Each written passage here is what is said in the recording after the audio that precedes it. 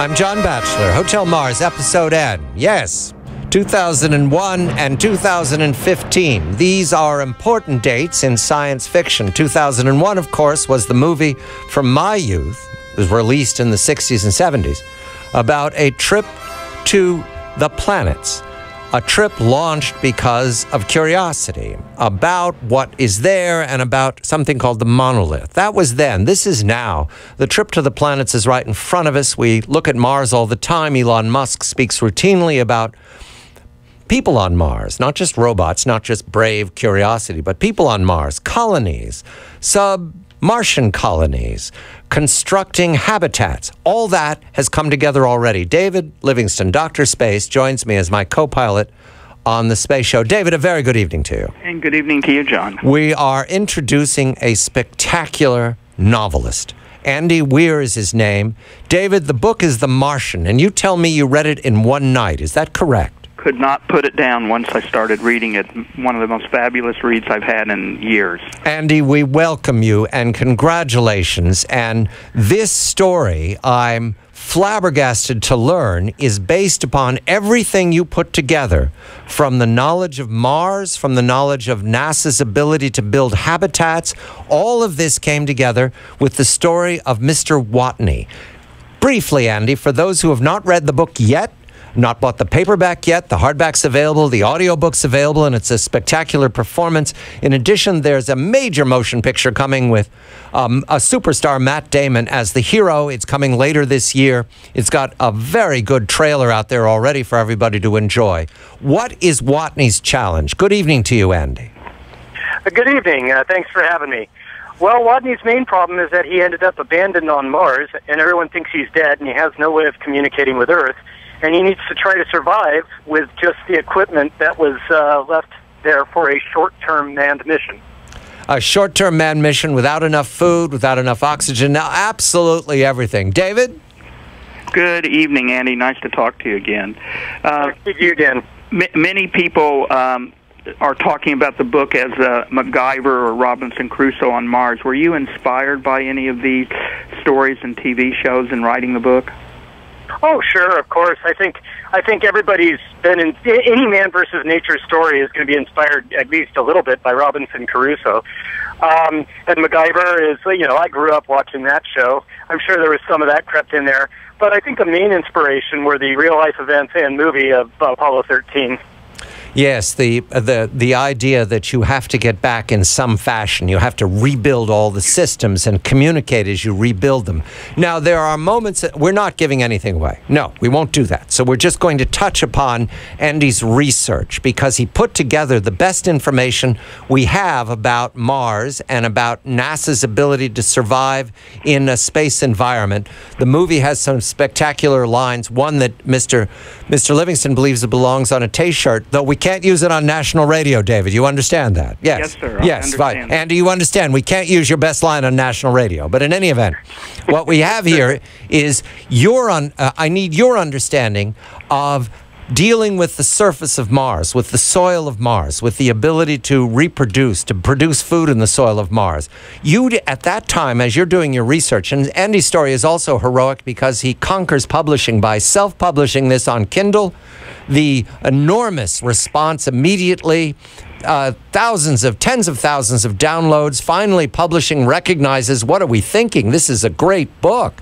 And they publish it as a real book, but that arc is part of the joy of discovery. But you, Andy, what were you dealing with in 2009-10 as you were constructing the book, and how do you compare that information about the surface of Mars, the water, the chemical analysis of Mars, with what we have now after Opportunity, Spirit, and especially Curiosity?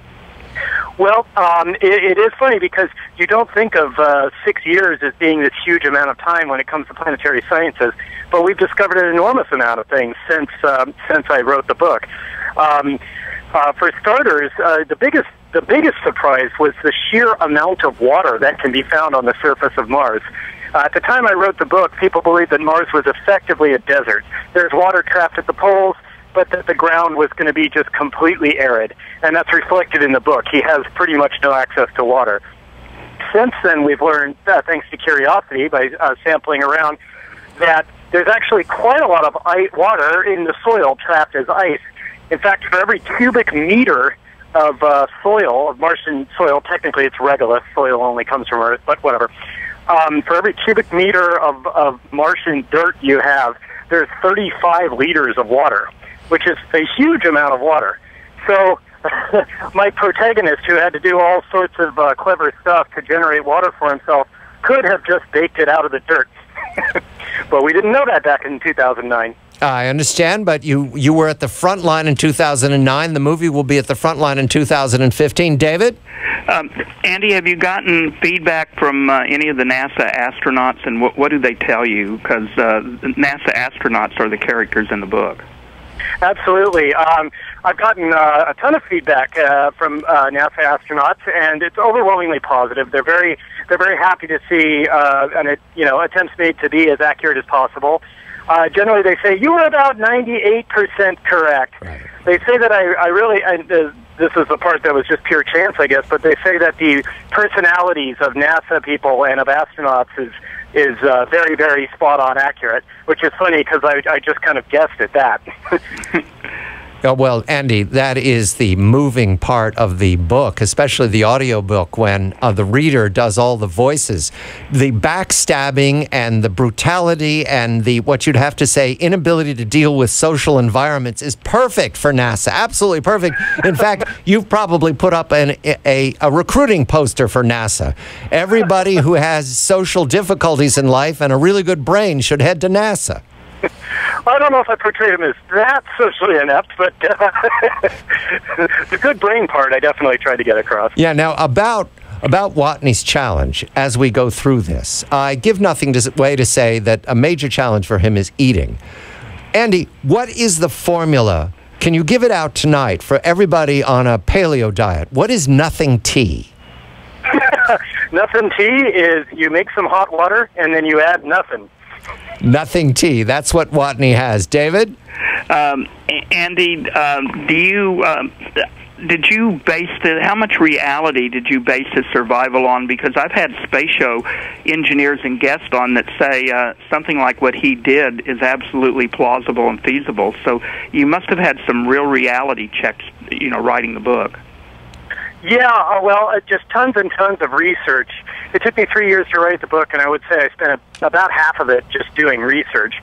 I didn't have any contacts in aerospace at the time, so it was mostly just me Googling around and doing a lot of math. Also, I had a core group, about 3,000 regular readers who were signed on my mailing list, and they would get it chapter by chapter. And a lot of them are scientists, chemists, physicists, and they would tell me when I messed up something in the math, And so that was really handy to get that kind of like double checking.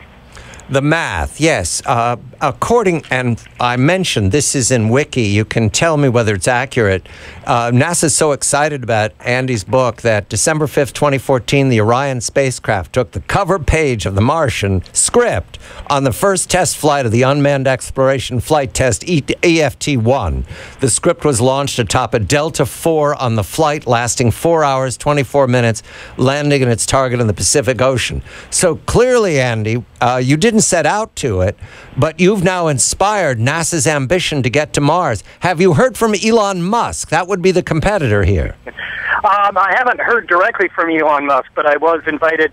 I got to speak at both NASA at Johnson Space Center and at SpaceX in Hawthorne, and that was a real treat in both cases. And boy, everybody's really happy with the book. I was surprised at how much NASA loved it. I mean, they brought out some pretty important people to talk to me, like the director of Johnson Space Center, Dr. Ellen Ochoa, and it was just amazing. And at SpaceX, I got to tour the whole factory floor, and they showed me all sorts of cool stuff. It was great, but I did not meet Elon Musk. Not yet. Andy Weir. Andy Weir, David, I would say Andy Weir's a pretty important person to NASA. It's called The Martian. It's a hardback, it's a paperback, it's also an audio book, and the movie's coming later this year, October, starring Matt Damon. David Livingston, Dr. Space, Hotel Mars, Episode N.